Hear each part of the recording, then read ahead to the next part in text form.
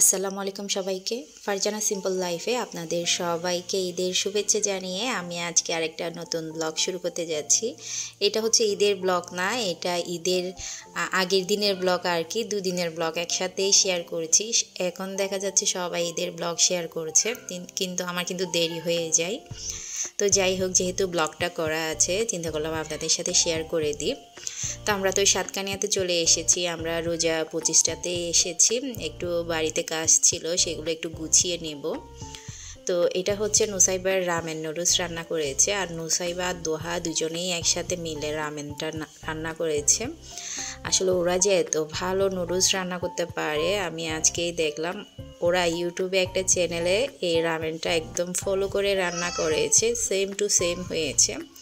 Soya sauce থেকে শুরু করে এখানে টমেটো সস, বিভিন্ন ধরনের সস দিয়েছে, তো অনেক বেশি মজা হয়েছে।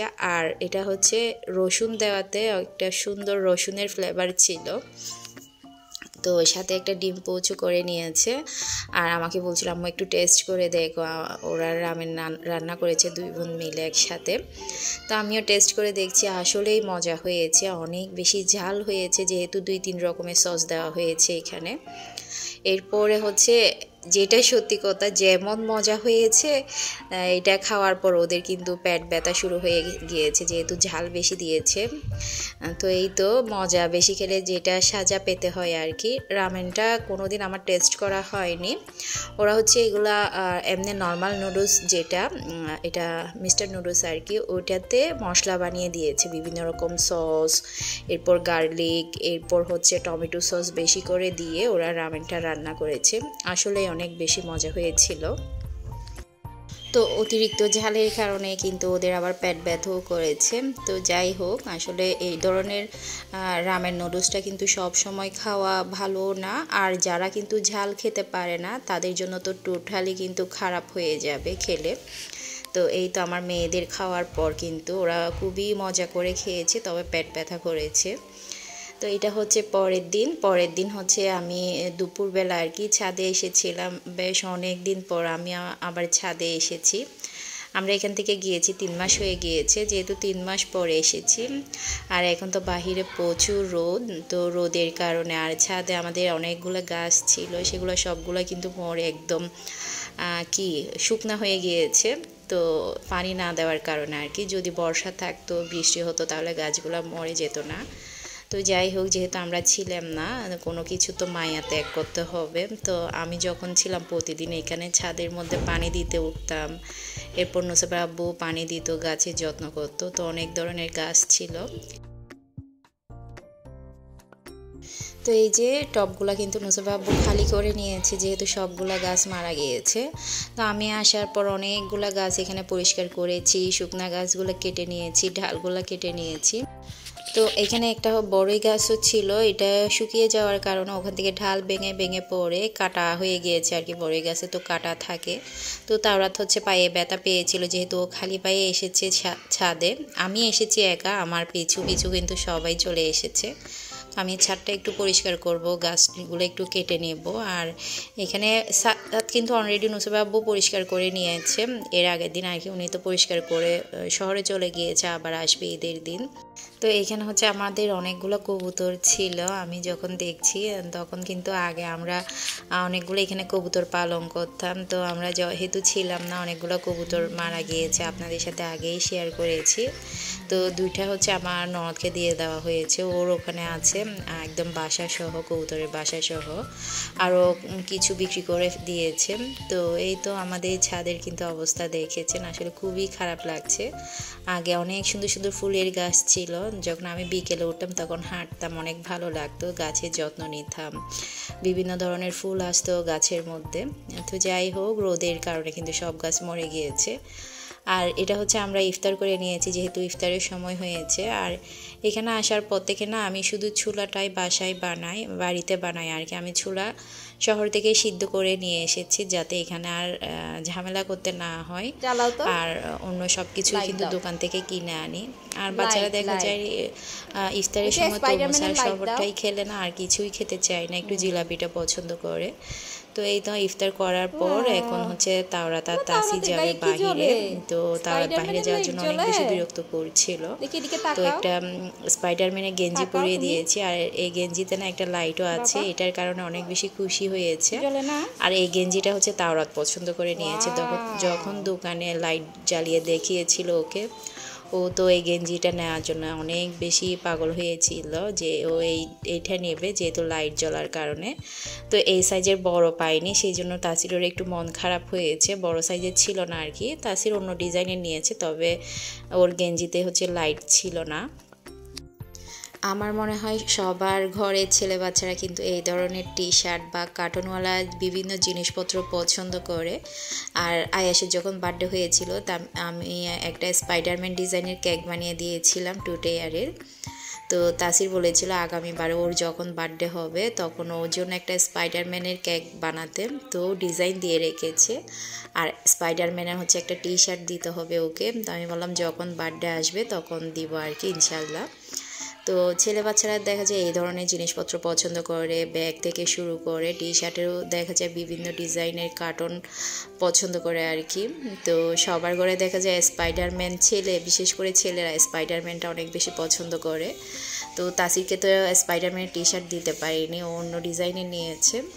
তো তাসির ওরা রেডি হয়ে গিয়েছে দোকানে। তো আমাদের বাড়ির পাশেই কিন্তু দোকান, ওরা বাজার নিয়ে আসতে পারে।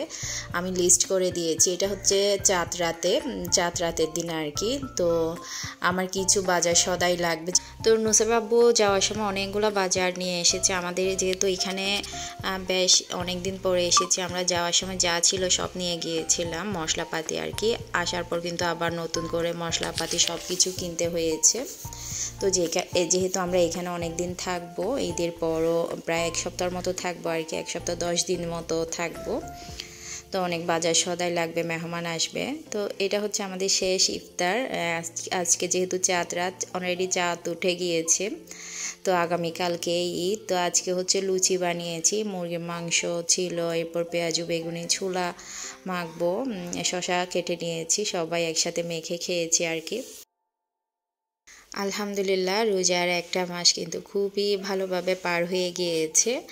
আল্লাহ যদি আমাকে হায়াতে বাঁচিয়ে রাখে আর কি, যখন সুস্থ থাকবো আল্লাহ যদি আমাকে হায়াত দিয়ে রাখে, আগামী বছর ইনশাআল্লাহ আবারও রোজা রাখতে পারবো। সবাই মিলে এইভাবে ইফতার টেবিলে বসবো, একসাথে ইফতার করব। সবাই দোয়া করবেন, আমিও কিন্তু আপনাদের সবার জন্য দোয়া করি, যাতে আপনারা সবসময় সুস্থ থাকেন, ভালো থাকেন, নিরাপদে থাকেন। আসলে যেহেতু আমরা মুসলিম হয়ে তো আরেকজন মুসলিমের জন্য দোয়াই করতে পারি, তাই না? আর কিছুই তো করতে পারি না। তো সবাই কিন্তু সবার জন্য দোয়া করবেন, জানি না কখন কার দোয়া কাজে লেগে যায়। তো আমি কিন্তু সবার জন্য দোয়া করি, যখন নামাজে বসি সব মুসলমানদের জন্য দোয়া করি, আত্মীয় স্বজন থেকে শুরু করে। তো রোজার একটা মাস কিন্তু অনেক ভালো কেটেছে আমাদের, হয়তো আপনাদেরও ভালো কেটেছে। তো আসলে এত সুন্দর দিন ছিল, নাই গরম নাই ঠান্ডা, খুবই সুন্দর একটা ওয়েদার ছিল, একদমই ক্লান্ত লাগেনি রোজা একটা মাস, আলহামদুলিল্লাহ। তো আজকে যেহেতু চাঁদ রাত, আগামীকালকে ঈদ, তো আগামীকালকে সকালে কিন্তু অনেক বেশি ঝামেলা হয়ে যাবে, যেহেতু নুসেবের আব্বু আসবে, উনি মসজিদে যাওয়া পর্যন্ত আমি একটু তাড়াহুড়ার মধ্যেই থাকি, যেহেতু ওনাকে সব কিছু গুছিয়ে দিতে হয়। আর ঈদের দিন সকালে একটু ঝামেলা হয়ে যায়, যেহেতু সকাল সকাল সবাইকে গোসল করিয়ে দিতে হয়, কাপড় পরানো থেকে শুরু করে সব কিছু করে দিতে হয়। তো আমি আজকে সারা রাত ঘুমাবো না, আজকে না, আমার বুদ্ধি হওয়ার পর থেকে মনে হয় ঈদের আগের দিন সারা রাত ঘুমাতাম না, আমার বিয়ের আগে থেকেও সারা রাত কিন্তু কাজ করতাম। আমি আমার ভাই বোনরা সবাই মিলে ঘরদোর গুছাতাম, সাজাতাম, নাস্তা বানাতাম। ঈদের দিন সবাই মেহমান আসবে, আসলে অন্যরকম একটা মজা ছিল যখন আমরা ভাই বোনরা সবাই একসাথে ছিলাম আর কি। আর আমার বড় ভাইয়া ফাহিম হচ্ছে শহরে স্কুলে পড়তো, ওখান থেকে আসতো ঈদের আগে, তো সবাই অনেক মজা করতাম। ঈদের আগের দিন সারা রাত তো ঘুমাতাম না। তো একদম বুদ্ধি হওয়ার পর থেকে মনে হয় আমি এমনি রোজার মাসে তো দেখা গিয়েছে ফজরের নামাজ আদায় করে ঘুমাতাম, তবে চাঁদ রাতে কিন্তু অনেক বেশি ব্যস্ততার মধ্যে আমার দিনটা পার হতো আর কি। তো আমি এখানে অনেকগুলো সমোসা বানিয়েছি, দেখা যায় ঈদের সময় হাতের নাস্তাটাই বেশি পছন্দ করে। আর বিরিয়ানি, নুডলস, চটপটি, শ্যামাই এগুলো তো সবার ঘরে ঘরে থাকে, আমার ঘরেও থাকবে সেম খাবারটা। তবু আমি একটু কষ্ট হলেও চেয়েছিলাম বাসা থেকে একটু বানিয়ে আনবো, তো পারিনি, যেহেতু ঝামেলা ছিল ওখানে আমি আর রোল সমোসা এগুলো বানাতে পারিনি। তো আজকেও চিন্তা করলাম বানাবো না, তবুও একটু কষ্ট হলেও বানিয়ে নিলাম।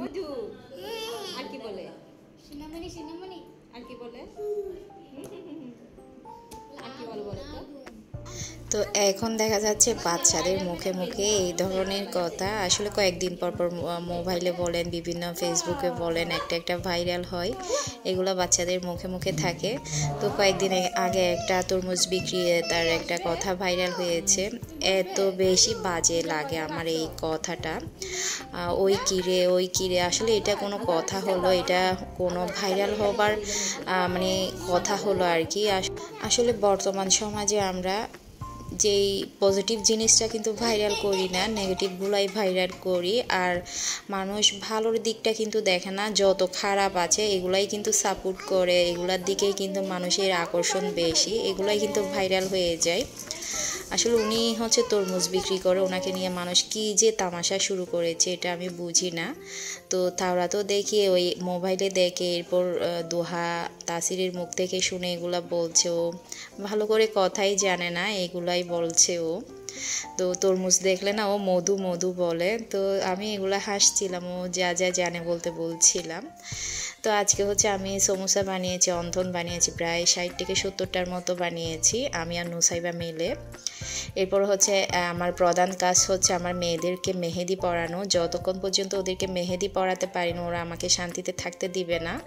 তো ওদেরকে মেহেদি পরিয়ে দিয়েছি প্রতি বছর, কিন্তু এই সেম কাজটা করি আমি বা করতে হয়। তো যাই হোক, আমি কিন্তু মেহেদি পরার সময় পাই না। নুসাইবা দোহা বলছিলাম, আম্মু মেহেদি দাও, তোমাকে এবারে মেহেদি দিতে হবে, যেহেতু আমি ব্যস্ত থাকি মেহেদি দেওয়ার মতো সময় থাকে না।